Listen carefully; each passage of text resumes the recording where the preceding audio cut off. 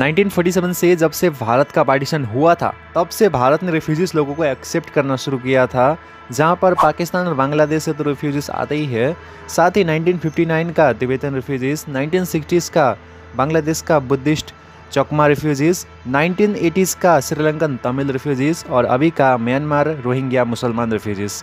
January 1, 2021 the union ministry of home affairs के record के अनुसार तमिलनाडु के 108 रिफ्यूजीज कैंप में 58,883 श्रीलंकन रिफ्यूजीज और 72,000 रिफ्यूजीज पूरे भारत में रहते हैं। वास्तव में भारत के कोई भी नेशनल रिफ्यूजीज लॉ नहीं है, मगर भारत नेबरिंग कंट्रीज से लाखों की तादाद में रिफ्यूजीज को एक्सेप्ट करता आ रहा है। ये सब इसीलिए क्योंकि 1959 में जवाहरलाल नेहरू ने यह कहा था कि रिफ्यूजीज को मानव कल्याण के लिए स्वीकार करना चाहिए। रिफ्यूजीज तो बायलैटरल इश्यू है और नॉर्मल कंडीशन होने के बाद हम रिफ्यूजीज को उनके नेटिव देशों पर भेज दिया जाएगा। भारत के संविधान में मेंशन किया गया आर्टिकल 14 का यूनिवर्सल डिक्लेरेशन ह्यूमन राइट और आर्टिकल 13 का international convention on civil and political rights के तहत रिफ्यूजीज को गवर्नमेंट द्वारा सुरक्षा दिया जा रहा है। रिफ्यूजीज से डील करने के लिए भारत के पास ऐसा कोई लेजिस्लेशन नहीं है, बल्कि भारत रिफ्यूजीज को भारी संख्या में पॉलिटिकल और एडमिनिस्ट्रेटिव लेवल पर उनके नीड्स के आधार पर डील करता आ रहा है। अगर हम भारत का रिफ्यूजीज का हिस्ट्री की बात करें तो भारत ने पहली बार रिफ्यूजीज को शरण देने का इतिहास बहुत साल आगे से शुरू हुई थी। पारसी लोग जोरास्ट्रियन रिलीजन से आते हैं। 12th और 16th सेंचुरी में इस्लामिक इन्वेजन की वजह से पर्सिया में रह रहे पर्शियन लोग भारत में माइग्रेट किए थे। किस्सा ई संजन के अनुसार ससनिद एम्पायर, जो उस समय पर्सिया, जो मॉडर्न डे ईरान पर हमला होने की वजह से जोरास्ट्रियन लोग खत्म हो चुके थे, उस समय जो बचे कुछ जो जोरास्ट्रियन लोग भागने में सक्षम हो पाए वो लोग गुजरात आने लगे और वहाँ पर अपना रिलीजन, कल्चर और ट्रेडिशन को मेंटेन करना शुरू किए थे। 1974 से 1925 का ईरान का कजार डायनेस्टी से आए नॉन मुस्लिम जोरास्ट्रियन इमिग्रेंट्स को भी हम ईरानी लोग कहते हैं। जब 1947 में भारत आज़ाद हुआ था तो भारत में रह रहे पारसी और ईरानी लोगों को इंडियन सिटीजनशिप दे दिया गया।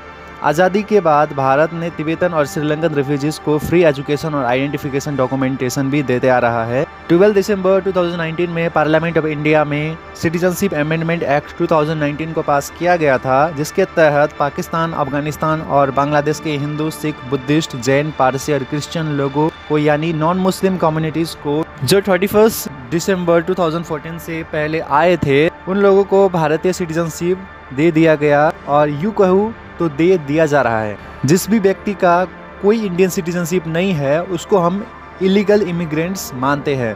अब इलीगल इमिग्रेशन नेशनल सिक्योरिटी के लिए बहुत ही डेंजरस है, स्पेशली जम्मू कश्मीर और वेस्ट बंगाल में।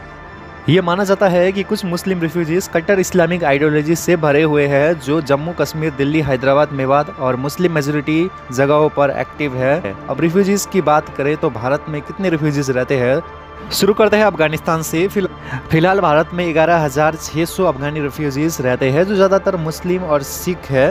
2015 में भारत सरकार ने 4,300 हिंदू लोग और सिख रिफ्यूजीज को इंडियन सिटीजनशिप दिया था।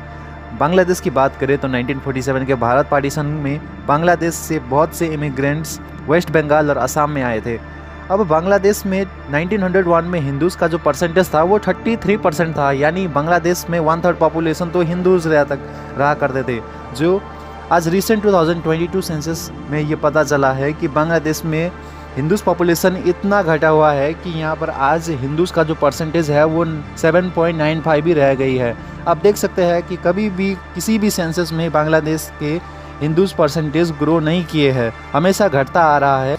चकमा लोग जो बांग्लादेश का आदिवासी बुद्धिस्ट कम्युनिटी है वो लोग बांग्लादेश छोड़कर मिजोरम के बहुत से इलाकों में सेटल होना शुरू कर दिए थे, जिसकी 2001 में बीबीसी ने ये रिपोर्ट दिया था कि बड़ी संख्या में बांग्लादेशी हिंदू लोग बांग्लादेश छोड़कर भारत के बहुत से इलाकों में रह रहे हैं क्योंकि वो माइनॉरिटी बन गए हैं और उनकी वजह से बांग्लादेश में बहुत ही इनसिक्योर फील होता है उन लोगों को। अब बात करें पाकिस्तान की, जब भारत का पार्टीशन हुआ था तो बड़ी संख्या में पाकिस्तानी लोग भारत में आए थे।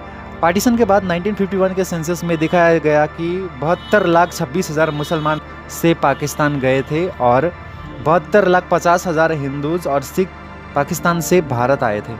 जबकि बांग्लादेश के केस में ये थोड़ा अलग है क्योंकि बांग्लादेश में 35 लाख हिंदूज भारत आए थे, केवल 7 लाख मुसलमान ही बांग्लादेश गए थे।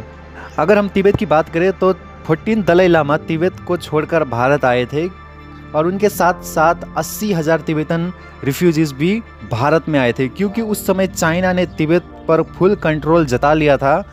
ज़्यादातर उन तिब्बतन लोगों को हिमाचल प्रदेश का कांगड़ा जिला का धर्मशाला नाम का एक जगह में रिहेबिलिटेशन दिया गया। 1960 में कर्नाटका, जिसे पहले मिसौर स्टेट के नाम से जाना जाता था, तो सरकार ने तिब्बतन रिफ्यूजीज़ के लिए 3000 एकड़ ज़मीन यानी 12 स्क्वायर किलोमीटर की ज़मीन दिया था तिब्बतन लोगों को। दूसरे स्टेट ने भी तिब्बतन लोगों को ज़मीन दिया था, जैसे कि हिमाचल और उड़ीसा के गजपति जिला के जिरंगो में एक बड़ी नंबर में तिब्बतन लोग रहते हैं, जहाँ पर उन लोगों ने तो साउथ एशिया का सबसे बड़ी बुद्धिस्ट मोनेस्ट्री भी बनाया हुआ है। 1972 में युगांडन सरकार ने युगांडा में रह रहे एशियन लोगों को इंक्लूडिंग इंडियन ओरिजिन लोगों को एक्सपेल करना शुरू किया था, जो युगांडा में ज़्यादातर 1947 रायट्स और 1971 बांग्लादेश जेनोसाइड की वजह से आए थे।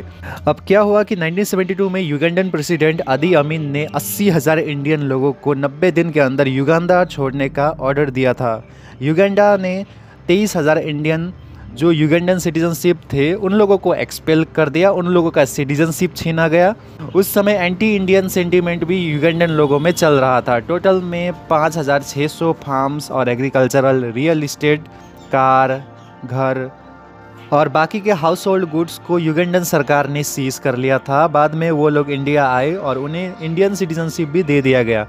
अब श्रीलंकन तमिल का बात करें तो भारत में आज के दिनों में 1 लाख से भी ज़्यादा श्रीलंकन तमिल्स रहते हैं, जो 1983 से 2009 तक श्रीलंकन सिविल वॉर की वजह से भारत में आए थे। ज़्यादातर ये लोग जो तमिलनाडु, कर्नाटका और केरला जैसे स्टेट में रहते हैं। ढाका यूनिवर्सिटी के इकोनॉमिस्ट अबुल बरकत ने यह कहा था कि वेस्ट बंगाल, असम, त्रिपुरा और मेघालय में 1,13,00,000 जितने हिंदू रिफ्यूजीज रह रहे हैं और करीब 35 लाख पाकिस्तानी हिंदूज दिल्ली, पंजाब, राजस्थान, गुजरात और हरियाणा में रह रहे हैं।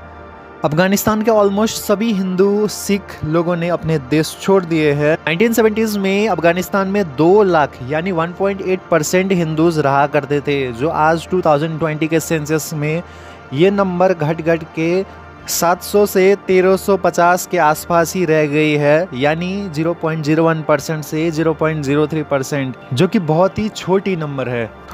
आप रोहिंग्या मुसलमानों के बारे में भी जान लो कि म्यांमार के रखाइन स्टेट में ये लोग मेजोरिटी में रहा करते थे, मगर 2017 की रोहिंग्या जेनोसाइड की वजह से बहुत से रोहिंग्या मुसलमान म्यांमार छोड़ दिए और नेबरिंग कंट्रीज़ में शरण लिए थे।